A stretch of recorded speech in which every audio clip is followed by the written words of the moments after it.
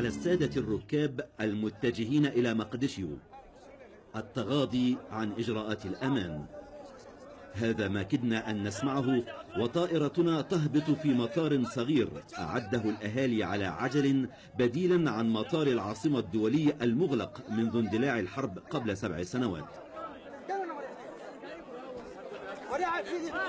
لا وجود هنا لإزعاج التكنولوجيا وأبراج المراقبة والمدارج المرصوفة، ولتترك الأمور كلها لمشيئة الله. الطريق إلى العاصمة مقطوع بفعل الفيضانات التي شهدتها البلاد قبل عدة شهور، لكن الانحراف يمنة أو يسرى يمكن أن يحل المشكلة. ربما يستلزم ذلك وقتا، لا بأس، فهذه سمة أساسية في الحياة اليومية لإفريقيا.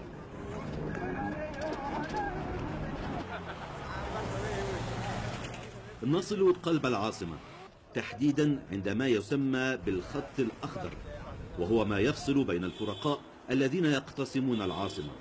وعند هذا الخط أيضا كان يتوجب علينا تغيير السيارات ورجال الميليشيات المستأجرين من الفصيل الذي كنا في منطقته إلى الفصيل الذي نعتزم الانتقال إليه. فتحرك الأجانب هنا يستلزم صحبة حوالي 15 من رجال الميليشيات الذي يتقاضى الرجل منهم $7 يوميا لحمايتنا من أي اعتداء، كما أفهمون ذلك. ها هي إذن مقدشيو التي يثير اسمها مزيجا من الخوف والشفقة. إنها تحاول أن تمارس حياتها اليومية المعتادة في ظل غياب الدولة. باع متجولون وآخرون يسكنون الأرصفة،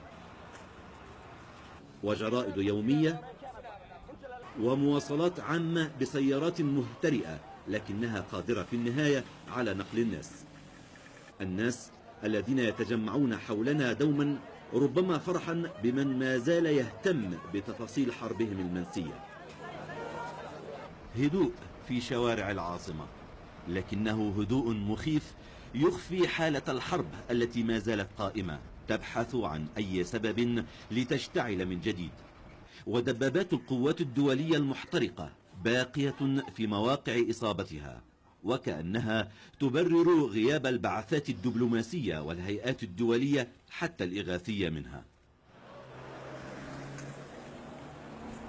أكوام القمامة في كل مكان، وهؤلاء الرجال لحراستها، بعد أن باتت سلعة تجارية إثر إعلان هيئات إغاثية عن منحها شوالا من المواد الغذائية لمن ينقل شوالا من القمامة إلى خارج العاصمة. وهكذا أصبحت هذه القمامة ثمينة يتنافس عليها في بلد يجمع من غرائب الحرب الكثير.